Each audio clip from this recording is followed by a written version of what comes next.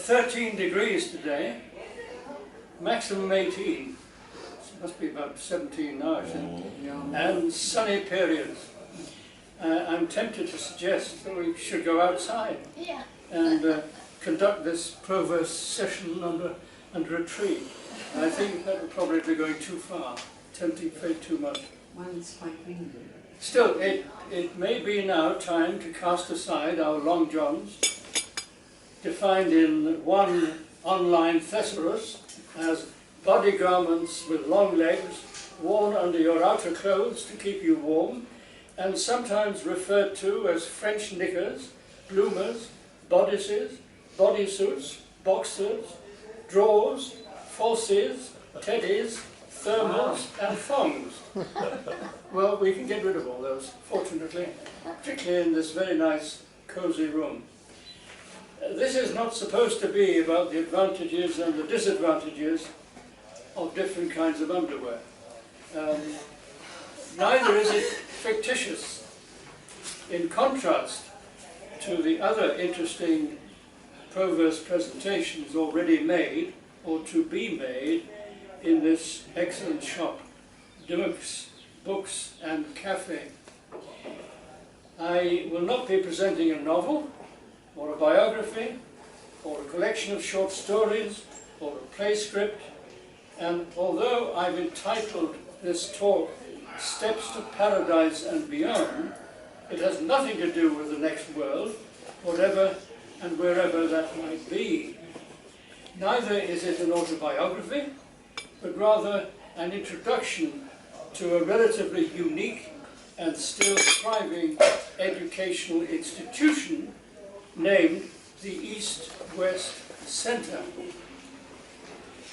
I begin with a reference to the preface of my book, Steps to Paradise and Beyond, which has a preface by the present, although shortly to be outgoing, president of the East-West Centre. I worked at the centre for 9 years, from 1971 to 1979, before coming to Hong Kong to take up an educational position with the Hong Kong government. As the president of the East-West Centre points out in a preface to the book, Hawaii is a paradise-like venue and an inspiration to trans-Pacific collaboration. Geographically, it is the most remote inhabited archipelago in the world, and demographically, with only 1.4 million inhabitants, at least at the time that I wrote this, it is minuscule. But as the President has written, it is truly an Asia-Pacific society living in an environment of democracy, with its major populations having their ethnic roots in Polynesia, Micronesia, North America, Northeast Asia, and Southeast Asia, including Hong Kong. We have, I believe, about 250 former East-West Centre graduates in Hong Kong.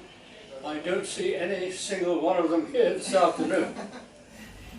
Nevertheless, in my introduction to the book, I refer to the East-West Centre as a unique educational institution in that it has the specific object of serving as a resource for information and analysis, with the specific object of bringing people together across national boundaries to exchange views, to build expertise and develop policy options. The ways in which it tries to do this is spelt out in this book. Although it is truly an educational institution, it doesn't offer degrees, but it aims to provide significant intellectual experiences for persons called grantees. And it has its headquarters on the campus of the University of Hawaii, although it has no official connection with the university except to supply it with these grantees.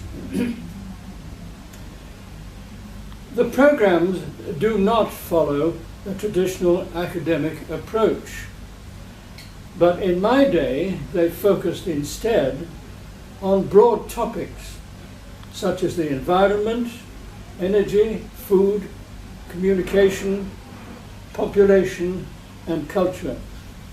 No doubt it is concerned today with equally important topics.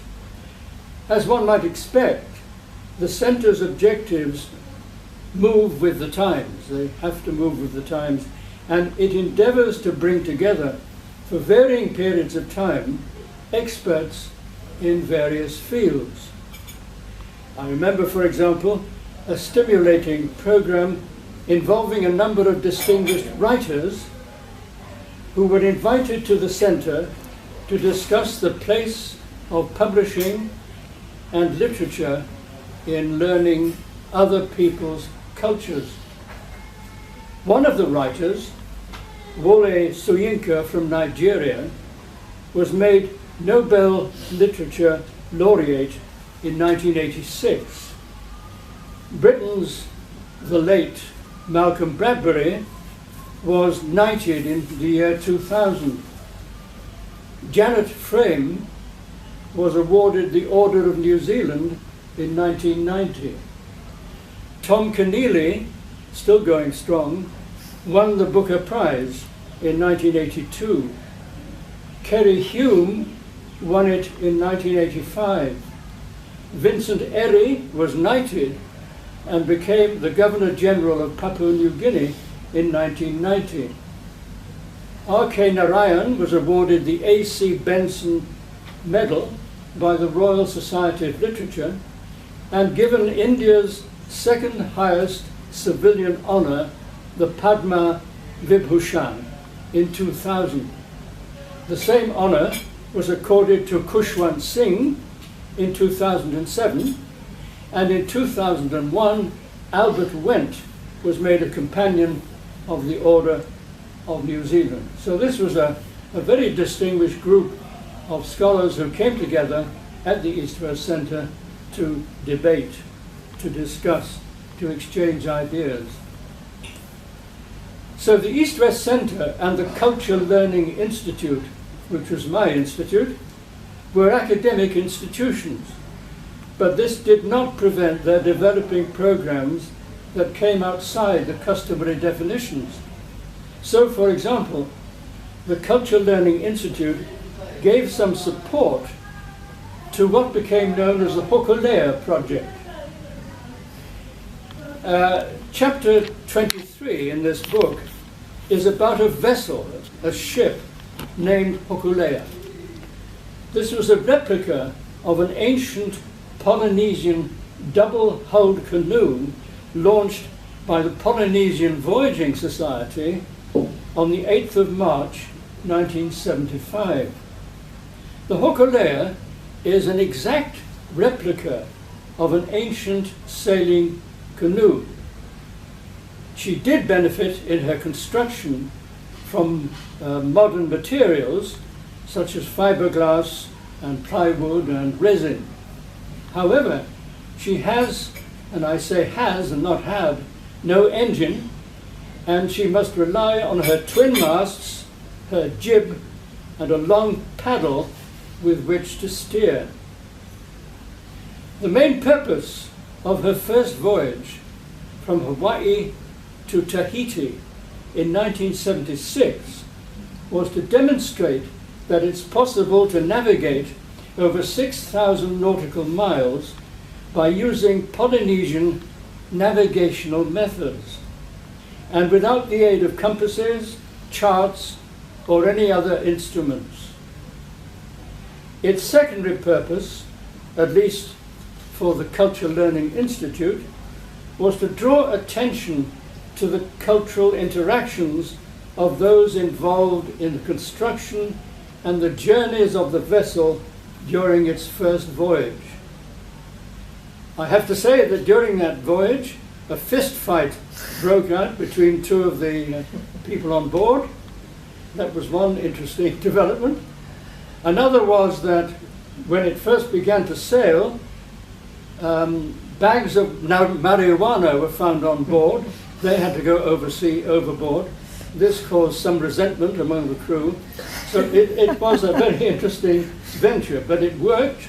It proved that you could sail 6,000 miles in this kind of canoe, and that's what they did by simply using the stars and so on to navigate.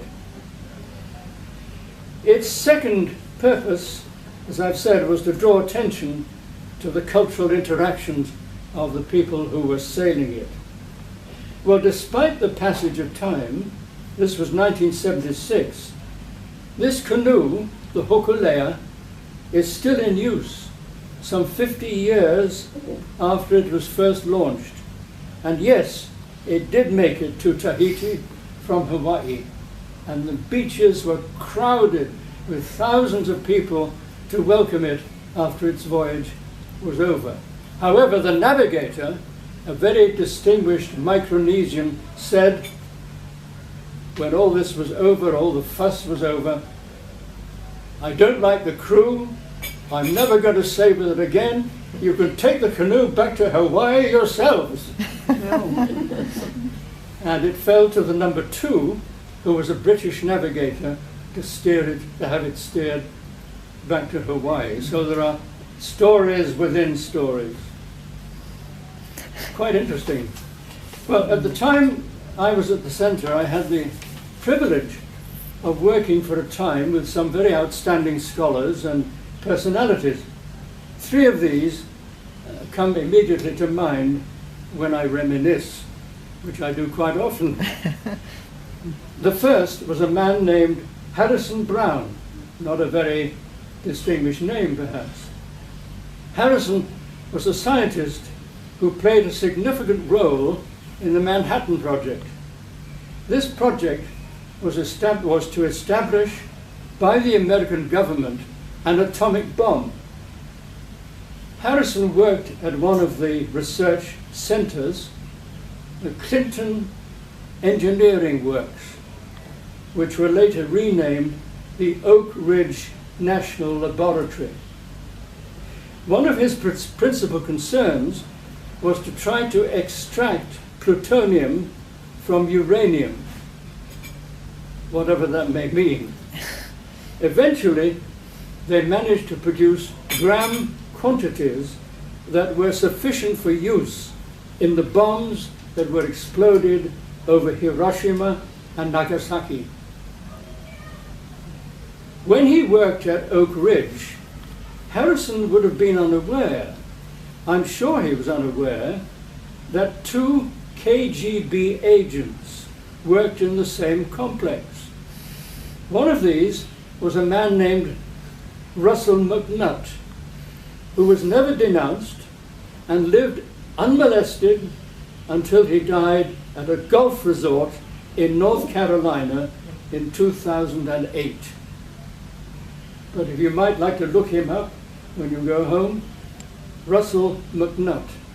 And there's an interesting description of what he did and what he should have been doing. After the war, Harrison became alarmed and visibly upset by the research that he and others had conducted and its consequences. And so he wrote books, he traveled throughout the United States and other countries, explaining why the bomb had been made and the fearsome consequences that happened after it had been dropped. And he wrote about this in a book called Must Destruction Be Our Destiny, and another book called The Challenge of Man's Future. He was a pessimist. I got to know him reasonably well, and he never really became optimistic at all. Basically, he thought that we are all doomed, and if we're not doomed today, if we continue with this kind of game, then we will be doomed tomorrow, but certainly we are doomed. A bit depressing. Nevertheless, there he was. I think he must have contracted some respiratory problem when he was working in the plutonium or whatever it was, and he passed away very shortly after I left the East-West Center. The second person on my list is a Japanese gentleman, very nice gentleman, called Nagai Michio. In early 1975, I visited the Diet Building in Tokyo to reminisce with Mr. Nagai. What was interesting about that was that I left my hotel, I went to the Diet Building, I saw the guard, I said, well, I'd like to go and see Mr. Nagai. Oh yes, no problem, just take the lift. No security whatsoever. Anyway, I met him. I was allowed to proceed to his office suite, and fingering, I have to say rather nervously, the bottle of Black Label whiskey that I had brought to him as a gift, I was ushered into an inner office. Shortly afterwards, Dr. Nagai emerged, clad only in his undergarments. Keeping as straight a face as possible, I solemnly presented him with a bottle of malt whiskey, for which he thanked me graciously. He then proceeded to place himself in the hands of two fussy assistants who dressed him in robes appropriate for a minister. The third person was Dr. Wilbur Schramm, the late Dr. Wilbur Schramm. He was the third director of the now very well-known University of Iowa Writers' Workshop, and he developed a speciality in communication studies. Wilbur was a very well-respected author of publications on communication issues, including, for example, one publication that caused quite a stir and sold extremely well, Mass Media and National Development. And this was a cooperative effort between Stanford University Press and UNESCO. It was while he was at the East-West Center that Wilbur began work on his last project, a 10-year study of the social and cultural impact of satellite television in Indonesia's rural areas. Sadly, he never finished that. But he was referred to in one encyclopedia as a visionary, institution builder, and trainer of communication scholars. So these were three of the outstanding colleagues with whom I had the pleasure of working during an interesting period of my life. I commend to you their publications that surely are available in academic libraries, such as that of the University of Hong Kong. In this talk so far, and I'm coming to end very shortly, I've referred only to a very few of the human encounters that I have been very fortunate to have had. If you would like to spend many hours of time in a cramp-making listening position, I could recall interesting moments and learning experiences in the countries in which I've lived and worked, namely Britain, India, Sri Lanka, Singapore, Burma, Indonesia, Japan, Hawaii, Saudi Arabia, and Hong Kong. But I will spare you on this occasion. You will be relieved to hear. Understandably, to some people, Hawaii is a delightful setting for a holiday, with its equable climate, good hotels, excellent beaches to suit every taste. The average visitor might not know, indeed, there is no reason why he or she should, much about its history. Hawaii was a kingdom for many years. Its last reigning king, Kalakaua, died in San Francisco in 1891.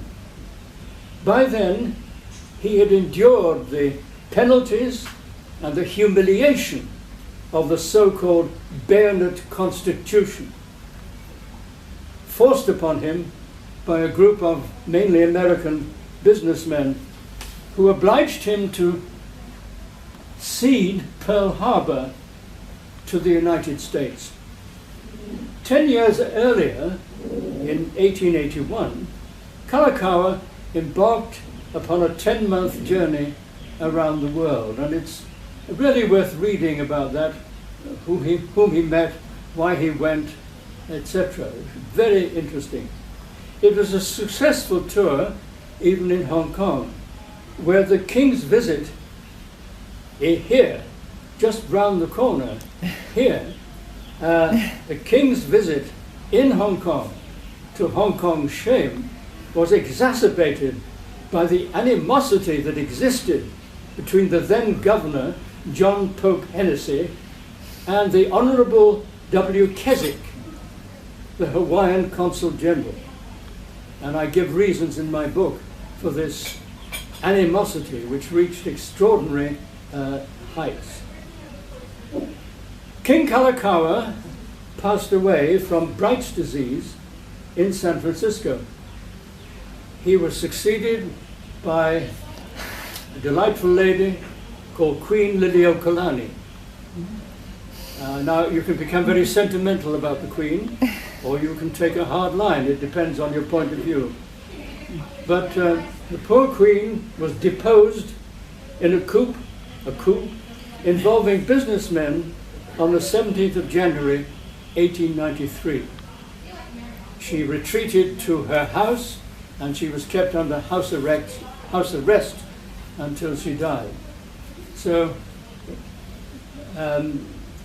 we didn't have the last king, we had the last queen, except she was never allowed to practice as a queen. One person whom I must not leave out, who came to Hawaii but never returned to his own country, was Captain James Cook. After a successful visit to Hawaii, where he and his crew were received with great courtesy, with gifts, etc., his two ships, one called Resolution and the other called Discovery, weighed anchor on the 4th of February, 1779. Cook and the crew in both ships did not envisage returning to the islands. They had done it, they had been given great honours, they had reciprocated, they were leaving with great dignity. Unfortunately, a gale damaged the Resolution's foremast so badly that it became necessary to seek shelter as soon as possible, and the ships were forced to return to the islands. And Discovery also had suffered some damage. The reappearance of the two ships caused consternation among the islanders. Ku, the god of war, had taken the place of Lono, the god of fertility, and these strangers, these weird people, were coming back on these strange ships to our islands. They had gone, now they've come back. They should not have come back. So the consequences of this were fatal to Captain Cook and to 4 of his men. I feel a bit sorry for the 4 men because they never get any publicity. There is never any follow-up in the histories about these 4 men. It all goes to Captain Cook. But there we are. Cook was stabbed in the back on the beach as he turned to give an order to order some of his small boats to come in. Well, he was murdered, in other words, and a few days after the murder, a group of men came to the beach in procession carrying sugar canes, breadfruit, taro, and plantains. These were peace offerings. They were accompanied by 2 drummers and displayed a white flag. A man named Epo presented Cook's Lieutenant King with some of Cook's bones, wrapped in a large quantity of fine new cloth and covered with a spotted cloak of black and white feathers. Well, I speculate in this book that Cook's murder was not quite a crucifixion, But if we accept the theory that the Hawaiians had accepted Cook as their lono, then they had struck down their god. I've never said this on my visits to Hawaii, incidentally. It might not be appropriate. Well, I'd like to finish this relatively brief introduction with another mention of Captain Cook. Very shortly after the news of his death reached England, a triple playbill was on view at the Royal Theatre, Richmond Green, near London. Now, I didn't have the time, but I meant to look this up to see if there still is a Royal Theatre in Richmond Green. I don't know. This was dated the 19th of July, 1790, and it featured the tragedy of Jane Shore, to which will be added, by particular desire, a grand, serious, pantomimic ballad in 3 parts called The Death of Captain Cook, with the original French music, to include a representation of a burning mountain. A further text was provided, also in 3 parts. Part 1, a nuptial procession.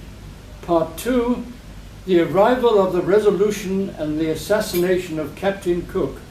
Part 3, a representation of the naval and military honours observed on erecting a pile to the memory of Captain Cook by the officers of the Resolution.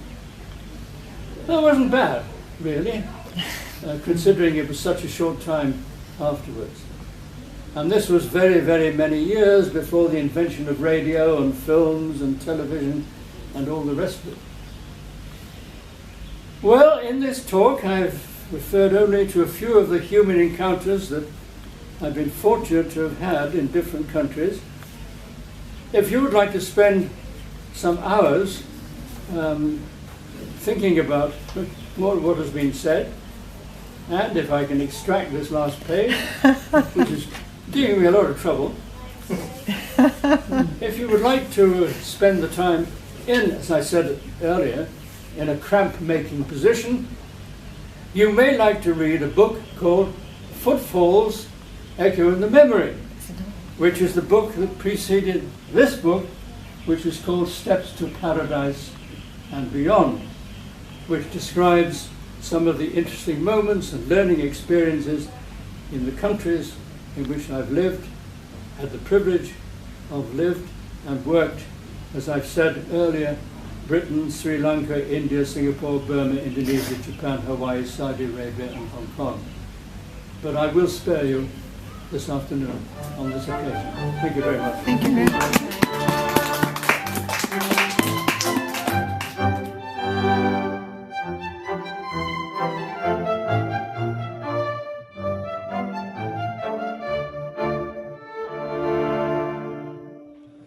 Not really at that time, I don't think, because Japanese are a very important and a very significant part of the community. No, I don't think so. There were many people who were sort of half Japanese, some people who were directly in line, but I don't think so at that time. No. In fact, the East-West Centre encouraged scholars, practitioners of various kinds to come to Hawaii, which they did regularly. There was a little bit of awkwardness when we had the 2 parts of China who were there at the same conference. So we had that part of China and we had that part of China. That was very interesting. But that was handled quite well. They didn't really meet. They didn't come into conflict with each other. But by that time, Hawaii, Japan was very much part of the center. In fact, the Japanese presented a rather splendid monument, which is there in the ground. And of course, very many of the Hawaiians are descendants of the original Japanese settlers who came to work in various industries. largely sugar. Actually, one of my interesting memories growing up in Hong Kong was how, just to say in the 60s, given the rapid the economic recovery of Japan and so on, how very, very quickly you had Japanese ships, Japanese department stores, just becoming part of life, as they should have. I sort of remember three parts. The first part, or rather, you had the group of people of Japanese ancestry, whom I would put in the first part, who perhaps supported Japan in its invasion, because they were still almost part of Japan itself. But then you've got the second and the third, and gradually that faded. Why did I go? Mm-hmm. Good question. I was very happily employed at that time by an organisation called the British Council, with whom I worked for 12 years. Got on very well, and everything was going very, very smoothly. And my next appointment was coming up. It would have been somewhere in Africa, but I can't remember where now. Kenya. But then I went on behalf of the East West Centre to the Expo 70, which was held in Osaka. And on the train coming back with an American colleague, he said, "There's a place called the East West Centre. Have you heard of it?" I said, "I'm sorry to say that I haven't." He said, "Well, they are looking for someone to direct one of the institutes." And we knew each other because he'd done some broadcasting. I had my broadcasting channel and he had his. So I became quite interested. And I met with the then Chancellor and went back to England, in a house I had there at that time. And I got a phone call to say, "We'd like to invite you to come and work at the East West Centre." So then had a very difficult decision to make. So I went up to London, I saw the personnel officer, and he said, "I've got some news for you," which was to go to Kenya. And I said, "I've got some news for you." "What's your news?" I said, "Well, I've come to resign." But I enjoyed the British Council, 12 good years with it, and it was taking a risk, but I couldn't resist it. I didn't think very much about the surroundings or about the history, or indeed how it got to where it was then. I was mainly interested in the academic program that these people described to me, which I've mentioned three of the people, Harrison Brown and the other two. To work with them seemed to me to be a very unique opportunity. One never got time to go to the beach.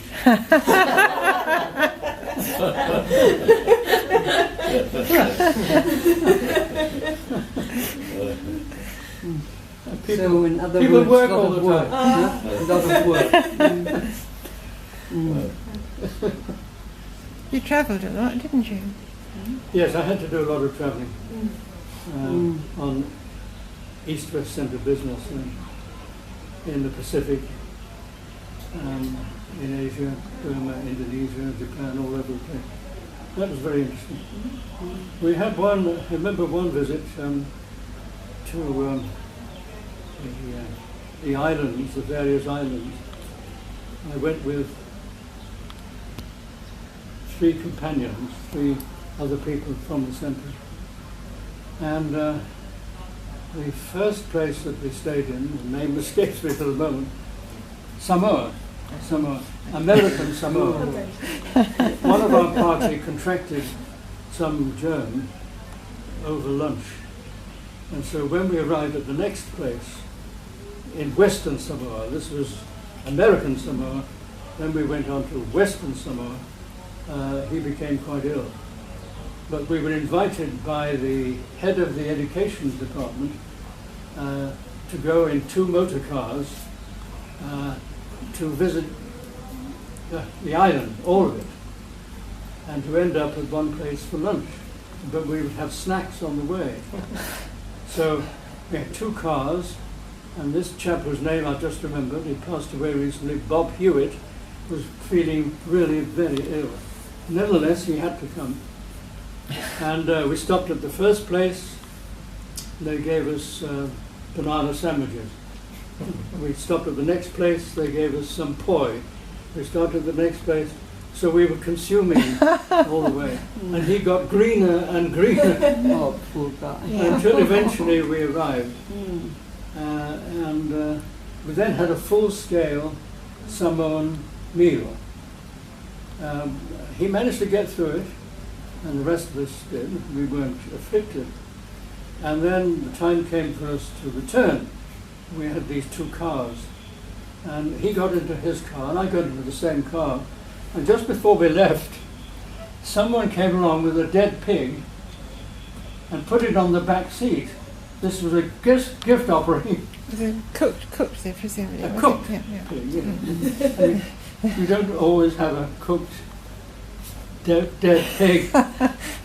So he went, I don't know whether he would go beyond being green, but he went very, very, very green indeed. Fortunately.